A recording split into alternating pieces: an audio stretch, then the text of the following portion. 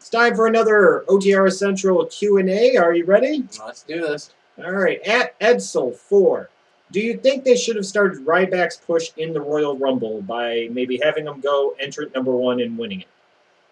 I don't think Ryback could have lasted that whole match. Maybe bring him in at 18 or 20 and have him eliminate a shit ton of people, way more than what he actually did. Yeah. We should have started before that. Well, I mean, to be fair, they were pushing him before that, but you could argue that Ryback should have won the Rumble. It's an argument that could be made. If you're going to do it, you needed to have him eliminate a bunch of guys and eliminate Cena last. Maybe they should have, maybe they shouldn't have. They wanted to get to Cena Rock, so that's what they did. And if you wanted to have the Shield be the guys that he's feuding with, maybe they should have been in the Rumble in some capacity. Yeah, that was really odd. At Put Me Over, bitch. Will we ever see a WCW Starrcade review series from you guys? Yes. When? Maybe before the end of the year. When Starrcade used to be. That's the best I can tell you right now, brother. At Mystery Unknown 9, if any of you were to become professional wrestlers, what would your characters be and how would you become a superstar? Would you start off as Christian's apprentice? No. Well, maybe, because then I'd beat the shit out of him and go over. No. Nice try. What gimmick would you use? Being Michael Cera's #1 fan? I don't know. I really don't know. I haven't put any thought into this at all. I would either be the socialist character that I've talked about before, as a manager, or if I was a wrestler, I'd just be the Schleg Daddy. I'd ride and die with what I am, and it either gets me over or it doesn't get me over. It's the best way I could put it. I could sit there and see myself being the white black supremacist. I mean, that would make a lot of sense for me. So, something along those lines, something that would fit who I am. I could see me as a guy who comes out and calls bullshit and be like, "No, that doesn't make sense to the storyline. What the fuck? No, no, no." That would be your wrestling character? Yep. Yeah, you need to think about this. What? Continuity, yes. Captain Consistency! With this tag team partner, Captain Charisma. John Cena has already fought CM Punk 6 times. We don't need to see it again. I've got it. I think that's fair. Captain Consistency and Captain Charisma Christian. No, it's Captain Crunch would be better. At Dr. Uncle Pats, who do you want to win the 2 Money in the Bank briefcases, and who do you think will win them? Damien Sandow? Maybe Ryback? One face, one heel. What about you? Who would you want to win? Mark Henry. Okay. I want to see him climb the ladder. Okay. Because that'll be a match in and of itself. That's correct. John Cena needs another chance because he lost with his Money in the Bank. Yeah, but he might be the champion at that point. Oh, I got it. He will be the champion at that point. So you're saying not only have him be the champion, but he wins the Money in the Bank. So yep. Nobody can challenge him. Well, technically they could. He could just... No. Yeah, but he'd be like, "No, I'm cashing this in. I'm fighting myself now. I win." That would be fucking funny. Who do you think will win them? Maybe Jack Swagger? I don't know. Wade Barrett? Yeah, there's a possibility. Maybe a Cody Rhodes would be another possibility. They're starting to push Cody Rhodes, so he would seem perfectly positioned to win Money in the Bank. Him and Sandow are both losing consistently. So those might be your 2 guys. I'd be fine with that. And Apante J. Smooth. Why is parity more evident than football than in any other sport? I think it's in part because of the impact that you can get out of free agency right away, coupled with the impact that your drafts can have. Like in baseball, if you have a good draft, you might not feel the effects of it on your big league roster for 4 or 5 years. The NBA, the league is such crap now, and college basketball is such crap now. Most times it takes 2 or 3 years for you to get any real impact at the NBA level from your draftees, but that's not the case in the NFL. You could bring in a couple guys out of free agency, make a trade or 2, claim a guy or two off waivers, have a good draft class, and be right back in the mix. I think that's part of the reason. Maybe because there's more teams. There's several reasons, but that's one of them. At Luis Roulette, you guys think that Michael McGillicutty will get a push since the Rock, and the Triple H like him? I put the "thes" in there. Why does he not? I know, he doesn't get featured on TV. It's a shame. And then he was training with The Rock. Triple H is supposed to really like him. He's a third-generation guy. And, before on this channel, to be fair, we used to kind of crap on McGillicutty quite a bit. Called him McGillicutty and everything else. Mm-hmm. And to be fair... At that time, he was featured very poorly. And he was kind of poor. Let's face it, he wasn't that good. But, just as he was starting to get good, and just as he was starting to impress me a little bit, and he was starting to show me a little bit of it factor, even if it was just a little bit, then they yank him off fucking TV to feature David Otunga's attorney, and McGillicutty's just nowhere to be found. Mm-hmm. I saw him at a house show. He was great. Will he get a push? Probably not.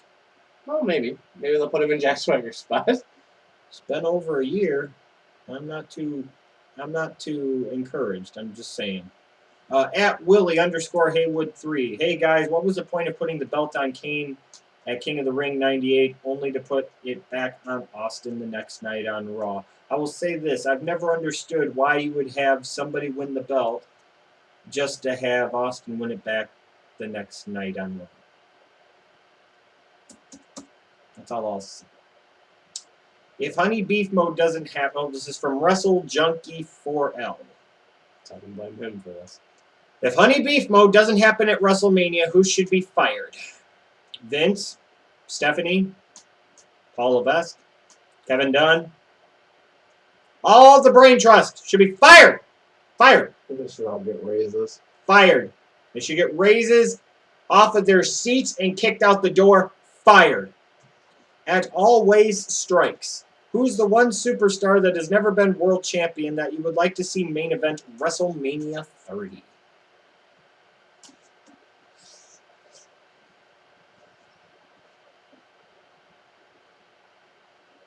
You gonna have fun with this one? Cody Rhodes. Kentucky. Alex Riley. We could be homers on this pick. It's the one guy that's never been world champion you'd like to see in the main event. I mean, it will happen, but Sandow, maybe another guy. Maybe somebody like Dean Ambrose. Oh, there you go. See, now that's the spirit. You can have fun with this. You can have fun with this. Dean Ambrose might be another guy. The Maddox. No. It's an assume. He's the Maddox event, so he doesn't have to be the main event. He's the Maddox event. Well, he's not going to be in Honey Beef Mode, so... At Dolph Wiggler. Do you see Lesnar Triple H having a stipulation at WrestleMania, and if so, which one? No, who knows? We're probably going to get a death promise to us that won't deliver. You're going to get another death promise, but this time it's actually going to happen.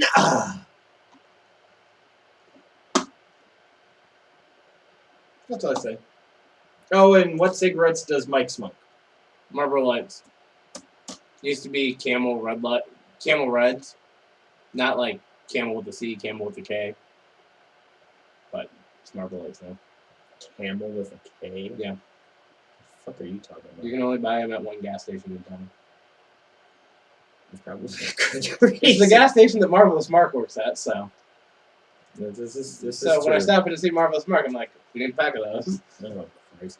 At Shovelin Kyle for the Schleg Daddy, Tupac or Biggie, and why? Tupac. Because he was Tupac? I mean, I'm not going to sit here and come up with some big formulated huge argument about why Pac was better than Biggie or Biggie's better than Pac. I just preferred Pac a little bit more. That's it. I prefer Coolio. The question was, Mr. Mike, for the Schleg Daddy, number one. That's why I didn't answer. Tupac or Biggie, And that's why I didn't answer why? that part. Well, you threw in there Coolio. Nobody gives a fuck about Coolio anymore. It's not 1993. Everybody cares about Coolio. How many of you, this is our question of the day, how many of you actually care about Coolio or ever did? Look up his YouTube show, Cooking with Coolio. It's good. When you obsess over somebody, I give you credit. You go all the way. Coolio, Michael Cera. At that crazy guy 273. Name 3 qualities that make a great heel.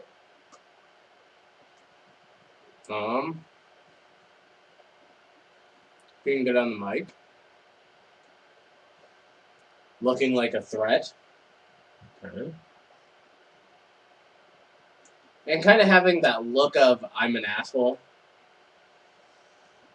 I think one quality that a great heel needs to have is kind of like what you touched on, is having that aura of asshole about them. Doesn't mean they have to be an asshole in real life, but they have to have that aura of being an asshole. That's why Orton doesn't work as a face for me. He just looks like he's an ass. Yeah. Other qualities that make a great heel, you could talk about understanding how to get under people's skin, and maybe the most important quality is being able to really get heat on themselves, work over the baby face, get the baby face over by getting the heel over, and setting up for the great heroic baby face comeback. That's probably the most important quality. At Mr. Lawson 2093 asked, if Vince came to you and asked, how would you change our company, what would you say? Watch my 12 Steps to Recovery for WWE video series and have some ideas in there, Vince. We could talk about some of the other ones over tea. I figured you'd want to go for breakfast so you could join the club. I didn't feel like that. I'd want to start my own club. My ego's big enough. I'd want to start like the brunch club. I think already got one of those. Remember when they had the midnight snack club and Damn it! cookie time. Guess you'd go eat cookies. Milk and cookies? Yeah. Okay, that works for me. Yeah, you ain't got that yet, Triple H. He does now after he watches this video. Oh yeah, because he's gonna watch this video. He doesn't need to watch this video. He already knows what's said in this video. He's like, I don't like milk. I'm lactose intolerant. Ah. He's God. He's all knowing, all seeing, and everything. And he will beat Brock Lesnar at WrestleMania 29. Praise God! So he can go to the Hall of Fame for it? Correct. Okay.